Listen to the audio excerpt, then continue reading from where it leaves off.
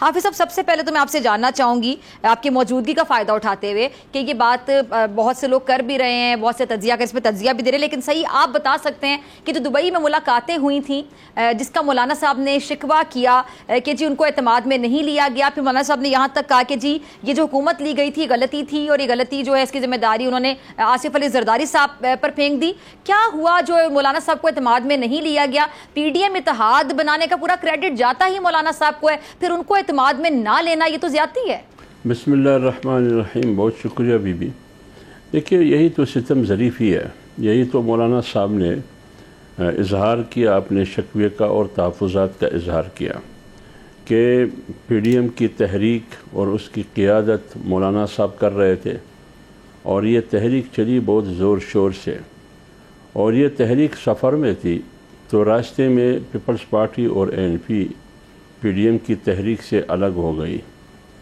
اور کوئی ایسی وجہ بھی نہیں تھی۔ خیر وہ تو ماضی کی باتیں، لیکن پی ڈی ایم بننے سے پہلے 25 جولائی 18 سے لے کر پھر ستمبر 2020 تک، جب تک پی ڈی ایم نہیں بنی تھی، جمعیت علماء اسلام کی تحریک ملین مارچ کی صورت میں، پھر آزادی مارچ کی صورت میں آپ کے سامنے ہے۔ پھر یہاں تک یہ بات بھی آپ کی صحیح ہے کہ ہم اسمبلی میں بھی نہیں جانا چاہتے تھے فرسٹ ٹائم، کہ اسمبلی میں نہیں جانا چاہیے، لیکن دو بڑی پارٹیوں کی اور دیگر پارٹیوں کی اصرار یہ تھی کہ نہیں جانا چاہیے، ہمیں پارلیمنٹ کے اندر بھی یہ ہتھیار استعمال کرنا ہوگا مسلط کردہ حکومت کے خلاف، پی ٹی آئی کی حکومت کے خلاف، اور پارلیمنٹ سے باہر بھی احتجاج کی صورت میں روڈوں میں۔ لیکن جمعیت علماء اسلام نے پارلیمنٹ کا فورم بھی استعمال کیا اور پارلیمنٹ سے باہر بھی وہ فورم بھی استعمال کیا تنہا۔ پھر 2020 کے بعد پھر پی ڈی ایم بنی، اور پی ڈی ایم جب پیپلز پارٹی اور این پی الگ ہو گئی، پھر کہا گیا کہ پی ڈی ایم ٹوٹ گئی، تتر بتر ہو گئی، پی ڈی ایم کی کوئی حیثیت ہی نہیں ہے، لیکن اسی پی ڈی ایم کو مولانا صاحب نے جوڑ کے رکھا اور وہ تحریک چلی یہاں تک تاریخ عدم اعتماد تک۔ پھر تاریخ عدم اعتماد کے نتیجے میں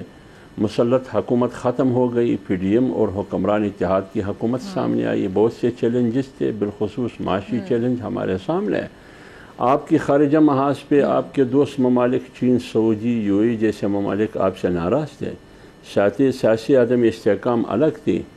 تو یہ تمام صورتحال سے نمٹنے کے لیے تمام جماعتیں مشاورت سے آگے بڑھتی رہی، خواہ پی ڈی ایم میں شامل جماعتیں ہوں یا حکمران اتحاد میں۔ اب جب نوبت یہاں تک پہنچی کہ ابھی 1 مہینہ یا 1.5 مہینہ باقی ہے موجودہ حکومت اور اسمبلیوں کی، اب اگلا مرحلہ آئے گا کیئر ٹیکر حکومت کی، یا مختلف حوالوں سے مختلف سیاسی فیصلے کرنے ہوں گے۔ تو اس سلسلے میں جو میڈیا پر ہم سنتے رہے، دیکھتے رہے، اور مولانا بھی اور پوری قوم سنتے رہے، تو آپ کو معلوم ہے کہ میاں صاحب لندن سے دبئی آئے، زرداری صاحب پاکستان سے دبئی پہنچے، بچے بھی پہنچے، تو ہمارے لیے دونوں قابل احترام ہیں۔ میں کوئی وہ کیا کہتے ہیں احترام کے ساتھ کہنا چاہتا ہوں کہ ہونا یہ چاہیے تھا کہ مولانا صاحب بحیثیت سربراہ پی ڈی ایم اور پی ڈی ایم کی دیگر قیادت کو باخبر رکھتے اور ان کو اعتماد میں لیتے، لیکن ان کو اعتماد میں نہیں لیا گیا۔ کیا باتیں ہوئی کیا نہیں ہوئی، لیکن میڈیا پر جو کچھ ہم دیکھتے رہے، وجہ کیا سمجھ آتی ہے حافظ صاحب اعتماد میں نہ لینے کی؟ اخبارات میں پڑھتے رہے، تو اس وجہ سے مولانا صاحب نے یہ اظہار کیا۔ اب اعتماد میں نہ لینے کی وجہ کیا ہے؟ یہ تو میرے خیال میں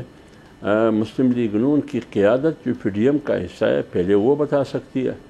اور دوسری بات یہ ہے کہ حکمران اتحاد میں میں بھی ہوں اور پیپلز پارٹی بھی ہے، وہ بھی مشاورت کا پابند ہے بحیثیت حکمران اتحاد کے، تو لہٰذا ماضی میں جتنی بھی فیصلے ہم نے مشاورت میں کیے حکومت میں آنے کے بعد، تو ہونا تو یہ چاہیے تھا کہ مشاورت ہو،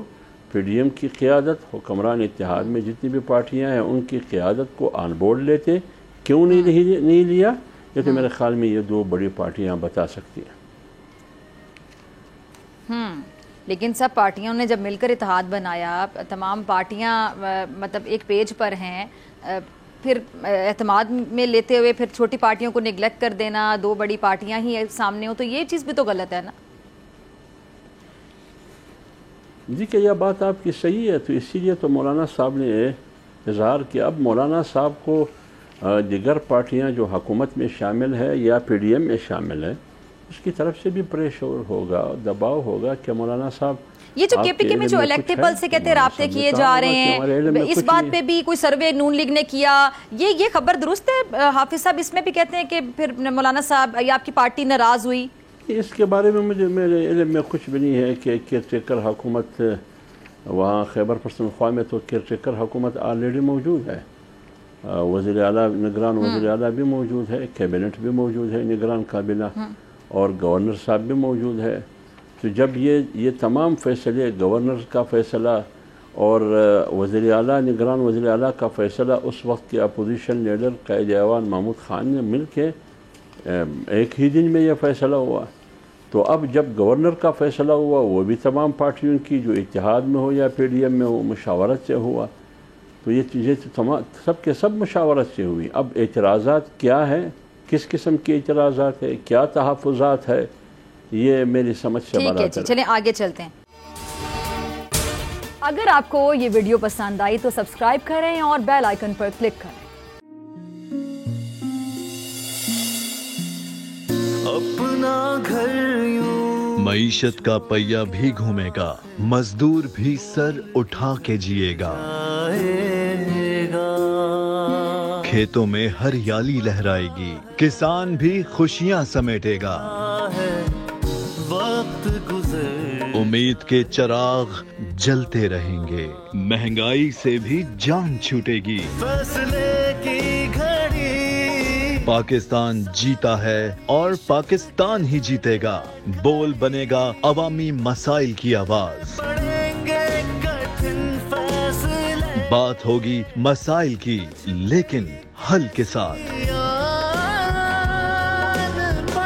دیکھیے خصوصی نشریات مشن معیشت بدھ کے روز 1 بجے صرف بول نیوز پر۔